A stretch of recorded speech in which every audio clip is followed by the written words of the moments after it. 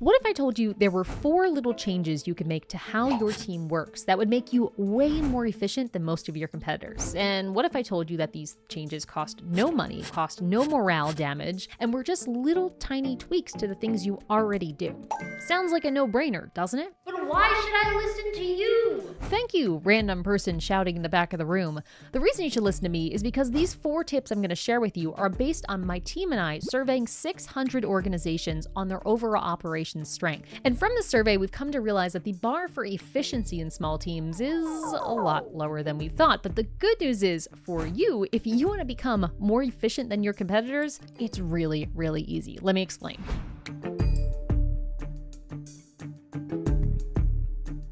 Before I go into the survey results, let me just break down a quick definition of efficiency in case that's just jargon that's not quite clicking. What efficiency is referring to is how much output or results you get for a given unit of input. So for example, if it takes your team 5 hours to produce 1 email that they need to send out to your audience, that is 1 to 5. Their efficiency is about here. That's the ratio, the return on investment. When we're talking about becoming more efficient, our goal is to change the angle of this relationship. So rather than 5 hours to produce 1 email, we want to take 5 hours and produce maybe 2 emails.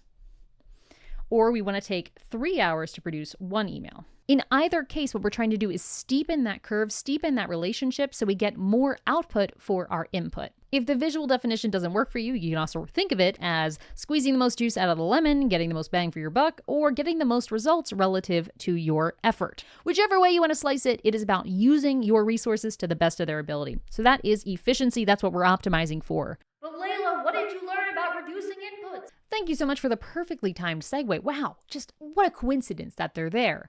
My tip for you when it comes to reducing inputs, number 1, is to start tracking your issues. If you do this, you will be better than about 79% of other small businesses or small teams out there. Shocking, I know, but let me break down some of the data for you. When we surveyed 597 people who answered this particular question, we discovered that 79% of small teams do not track the mistakes, errors, and issues that happen inside their team. Now, this 79% is absolutely shocking. To me, as a process person, if you're watching this and you are of the 80% of people who do not track mistakes that happen in your business, stop everything you're doing right now and either figure out how to do that or start working with me and my team so we will show you how to do that. Link in the description below. This is a problem, my friends. If we don't know what's going wrong in our business, how are we ever going to fix it, let alone prevent it? Now, before I get too hot under the collar here, that I don't really have, let me get into the next question, because we asked people then who said they do not track issues, how often does a mistake significantly derail your daily plans? So maybe you woke up one morning and you're thinking, I'm going to go work on my newsletter today, and then, fire. Switch gears, got to go fix an issue. How often does that happen? 50% of teams said it happened a few times a week or more. Many said daily. 50% of people. 50%. And if it's happening a few times a week, that means almost every day you don't have a say in how your day is being spent because issues and mistakes are derailing your attention to the squeakiest wheel. Whoa. When we drilled into the responses further, we realized just 19% of teams, just about 20%, had this happen a few times a quarter or fewer. And this is crazy because that means 80% of small businesses are not having their day-to-day actions guided by strategy or intention or what they think is going to make the biggest difference for their customers or their results. No, for 80% of people, where you spend your time is being governed by something that you didn't want to have happen. Something uncontrollable, something forced upon you. Not only is this an exhausting way to work, but it's a fantastic way to not reach any of your goals because you don't even have time to work on your goals because you're fixing mistakes all the time. Before I go on my next tirade, I just want to say, if you want to get better at this, either figure out what this looks like for your team or work with my team here at ProcessDriven where we can set this up with you inside Foundations. We make sure every client has this because this is a non-negotiable among so many other small little things that make all the difference. Now, I was just getting ready to pre-edit this video and I realized I forgot to say, If you would like to be part of this survey or future surveys and figure out how your specific business stacks up against the other 600, maybe more by the time you watch this, businesses we've audited, this is actually a free assessment you can go and fill out in the description area below. It's called our Systemization Snapshot. It will ask you a series of questions like the ones I featured in this video. You can answer, and as you work through it, it'll generate a score for you on how systemized your organization currently is. So not only can you beat these general percentiles I'm sharing, you can find exactly where your business measures up by answering those questions. Plus, at the same time, you'll help inform future videos like this where you can kind of help skew our data to help us understand what is actually normal when it comes to small teams. So if you feel so inclined in getting your team audited for free, check out that link in the description below to take your own snapshot today. Second input related qualm we noticed from this data that I just find insane. What we ended up asking these respondents was about how they actually use their one-on-one discussion time. And we asked them, hey, if you wanted to figure out what your team is working on, could you find that out? Or would you have to talk to somebody to find that out? Do you need to have a meeting? Do you need to have a discussion? 39% of teams that we surveyed needed to have a discussion just to figure out what are the major things people are working on a given day. Now, this also blew my mind because when it comes to tasks, actually, let me just draw this real quick. All right, so hopefully you can see this. 1, 2, 3, 4. Most tasks in most businesses work something like this. You've got task number 1, it unblocks task 2 and 3, and then eventually you do task 4. Things all connect to each other, and usually different people are doing different steps of this. So if person number 2 needed to ask person number 1 every single day, hey, are you done yet? Are you done yet? Are you done yet? To figure out when they can do their task. And person number 4 needs to ask person number 2 and person number 1. And person number 3 needs to ask person... Oh my gosh, can you imagine? In fact, I can imagine because we're going to do some quick math here.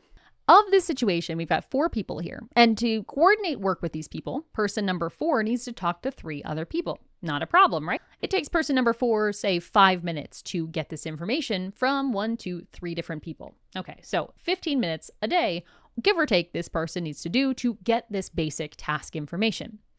Problem is, there's also 1, 2, 3 other people that also need this. So we need to multiply this by 1, 2, 3, 4 for 4 total people. That means 60 minutes a day are spent just on communicating what people are actually doing, except that doesn't quite work because it's not just one day, it's every single day of the month. So over a month with, say, 20 work days, that is 1,200 minutes or 20 hours. Now, when you start thinking about it like that, it starts to feel a little bit more painful because if we have 4 people on our team total, that's a tight, lean team there, and one of these people were to take half a week off every single month, do you think the other people would appreciate that? If someone on your team stopped showing up for work halfway through the last week of every month, you'd probably have a conversation with them very quickly and fix the situation. Except when it's happening in this situation, we don't notice it because we think, oh, it's just 5 minutes a day. But we fail to connect the dots between 5 times all of these instances, and it really, really eats at your team's efficiency. Because essentially, you're losing 1/8 of your team's capacity just to double checking what other people are doing. So how do we fix this and be better than 39% of small teams out there? We start using a shared task list. This doesn't have to be fancy, but just some kind of way that person number 4 can figure out, hey, did these people do their stuff yet? Without having to have a 5-minute conversation. We can turn that 5-minute conversation into a 20-second reading of a task and save an enormous amount of time every single week just by replacing meetings with just written information. And that way, bonus points, when you do have meetings, they can actually be spent discussing things. Wow, imagine that. Rather than just spending your time giving static reports on what is going on.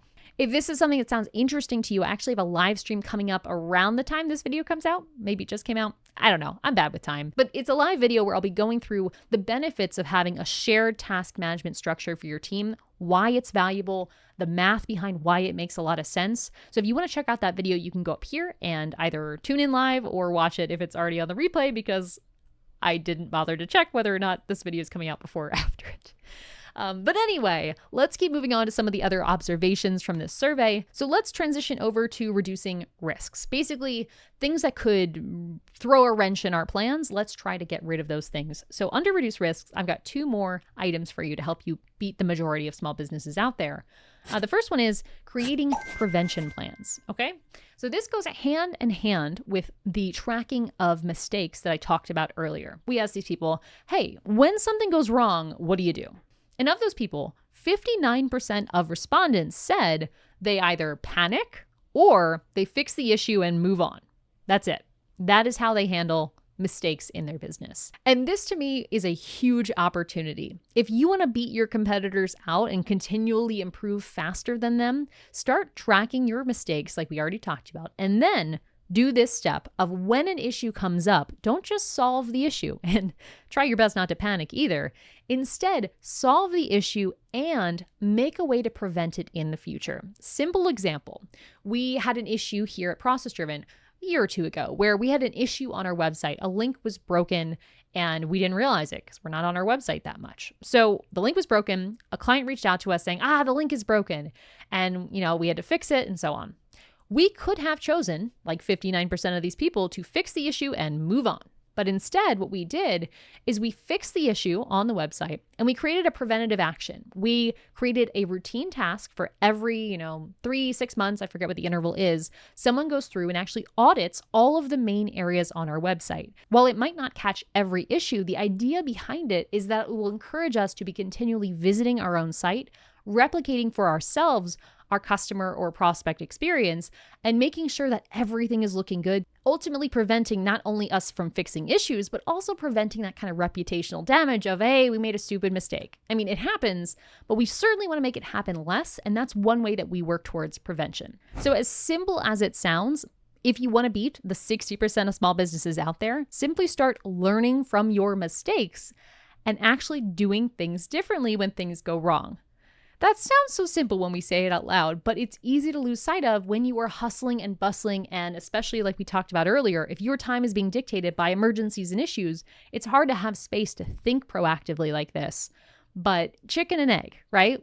Chicken and egg. So creating preventions is my third tip for you. Start making that a policy for yourself. I actually have a whole video up here about fixing employee mistakes, about how you can work that into your overall workflow.